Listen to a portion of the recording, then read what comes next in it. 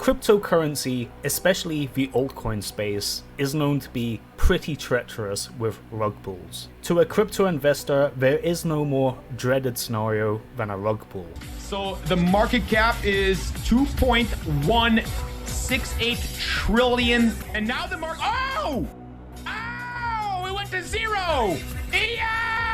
It essentially means when the developer removes the liquidity from an altcoin project, either through dumping their dev wallets or using a code in the contract to literally remove the liquidity from the coin. That, in combination with hacks, exploits, and other things that aren't supposed to happen, is what makes a rug pull scary. Cryptocurrency has had no shortage of rug pull scams, so in this video I'm going to be going over the 5 worst crypto rug pulls of all time. But before we get on with the rest of this video, please drop a like and subscribe to see more videos like this. So first on this list is DeFi 100. Now those that can remember DeFi 100, this happened not too long ago. In fact, this was quite an infamous rug pull that happened in the crypto space. Most notably was that the DeFi 100 website basically said, "We scammed you guys and you can't do anything about it," after the rug was pulled. Now this alone is a pretty bold move. Let's go back a bit. What actually happened? Well, like many crypto projects that are a public pre-sale, upon launch it just absolutely crashed. In fact, pretty much as soon as the coin launched, fell down to zero pretty much instantly. Everybody that got into the pre-sale got wrecked more or less, and that alone isn't so much of a story because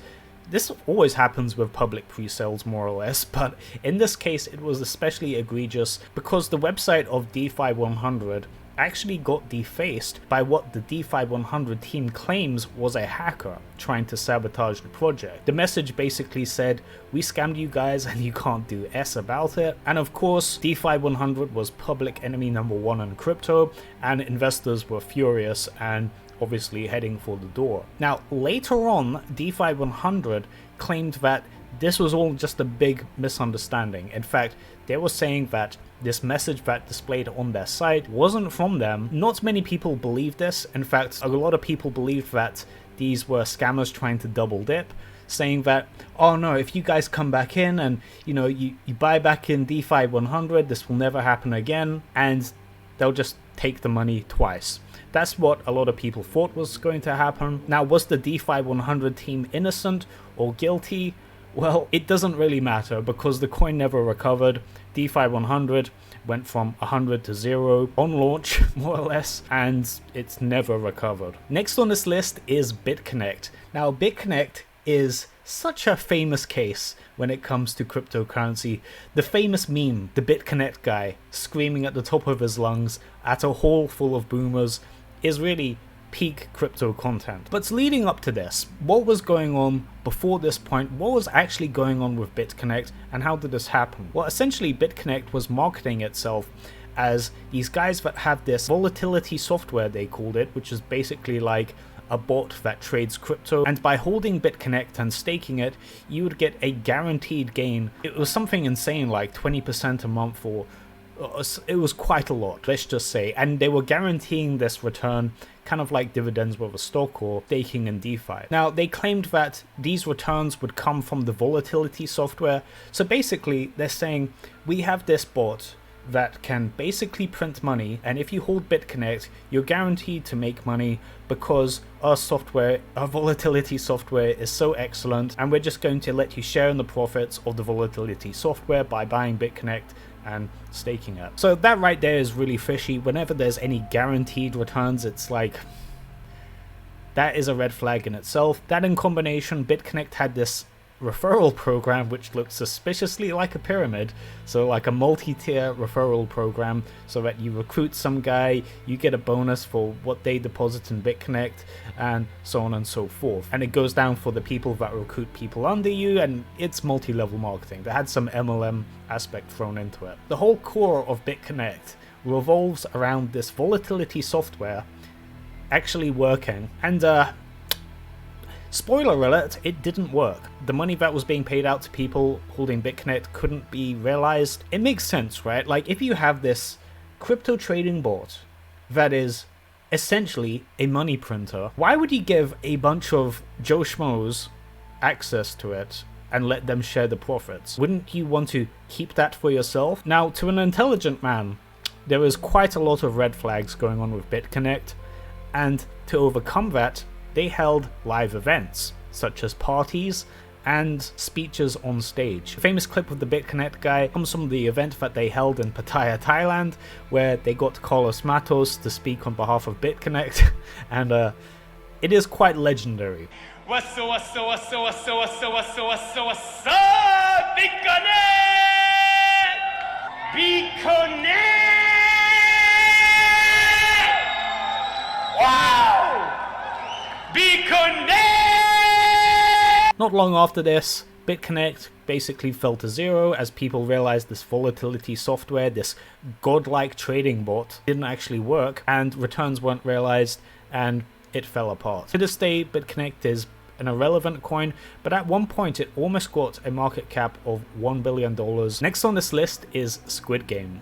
Now, this was during the meme coin season that happened not too long ago. In fact, last year we saw, meme season. Lots of random projects were just going absolutely ballistic, and Squid Game was one of them. Now, Squid Game is a TV show that was popular on Netflix and had its time and became a cultural phenomenon. So an anonymous team decided to make a token called Squid Game, which, as far as I know, basically allowed people to play various betting games with other people that hold the tokens as to who will take each other's squid tokens. Now, you may be thinking, a token that is named after something as temporary as a trending TV show and anonymous devs.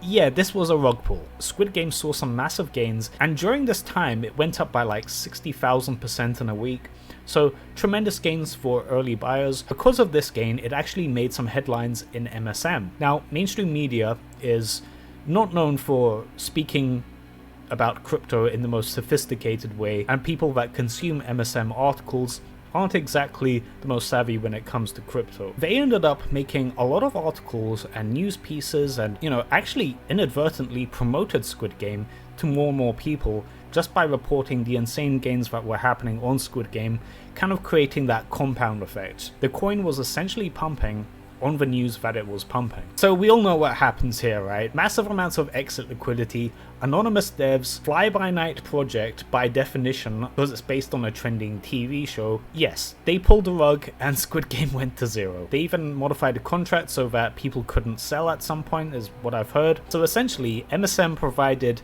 exit liquidity for these scammers, and it worked beautifully. The dev teams logged with millions of dollars, and it was happy days for them. The point of Squid Game was that it was a bunch of down and outs that couldn't pay their bills and are in debt, so they participate in a Squid Game where one person can win all of the money. That's exactly what happened. True to the theme of Squid Game, one guy did make a lot of money, the devs that rug pulled. Next on this list is Luna. Now, many people remember Luna from not too long ago about the absolute terrible events that happened that basically took Luna to about $80 to fractions of a penny, wiping out billions of dollars in market cap from the crypto market. An absolutely horrible event that made people lose a lot of their life savings. Long story short, Luna and UST are like sister projects. UST is basically the stablecoin that is owned by the Luna Foundation. Apparently, someone introduced billions of dollars of UST, creating a supply crisis that actually made the token that was supposedly pegged to the US dollar actually depeg, and it was no longer worth $1. Now, for a stablecoin, that is obviously quite a big deal. This actually happens with quite a few stablecoins where they go by 99 cents or something like that, and then it rebounds to $1. From what some people say is a hostile entity looking to destroy the project, according to them, billions of dollars of UST was introduced into the market, and that basically depegged it, to which there was no real recovery. Now, in response, Luna devs basically sold their Bitcoin to actually try and repeg UST and get things back on track. This didn't work. In fact, they sold their Bitcoin, which made the market go down even further. The entire crypto market went down further, and it didn't manage to repeg. So what ended up happening was that Luna went in an absolute free fall, going from around $80 to fractions of a penny, looking like a meme coin. To this day, it's one of the most brutal falls from grace that has ever happened in crypto. So last on this list is Save the Kids. So back in the meme era of Last Bull Run, we saw the Save the Kids token. This was an influencer promoted token that was famously promoted by guys like FaZe K. There was a tokenomics aspect where a certain amount will go to a charity to help children that are in need. So on face value, this actually sounds quite nice, right? Well, the problem is, these influencers that were paid to promote the project in the pre-sale and launch, they were going on about, oh, we're in this for the long run. Oh, guys, we're really believing in this project long term. Like, this is going to the moon. So they were saying that publicly. However, pretty much as soon as this coin launched, it nosedived into obscurity. Looking at the blockchain, a lot of these influencers that got paid to promote this token, that were paid in the tokens, that were saying about, oh, it's such a long-term project, they dumped the price within hours of the coin launching. So you got influencers like FaZe K telling their young audience, I believe in this long-term, the keyword being long-term here. Some people have found FaZe K's alleged wallet that basically dumped within a few hours of the coin launching, as well as many of the other influencers that dumped even sooner. Now, there's no way to confirm 100% if this wallet belongs to this influencer or that, but the trend was clear. People that were given tokens before the coin launched were selling en masse. And this event really sullied the idea of a charity coin. I think I had like over 100k in one other charity coin that struggled after this event just because the news of this was so bad and really poisoned the well when it comes to charity coins. To this day, Save the Kids is mostly forgotten about and is obviously in obscurity, but it gives an important lesson on why you can't really trust influencers, especially with crypto. Well guys, I hope you enjoyed this video. If you enjoyed, please drop a like and sub for more videos like this.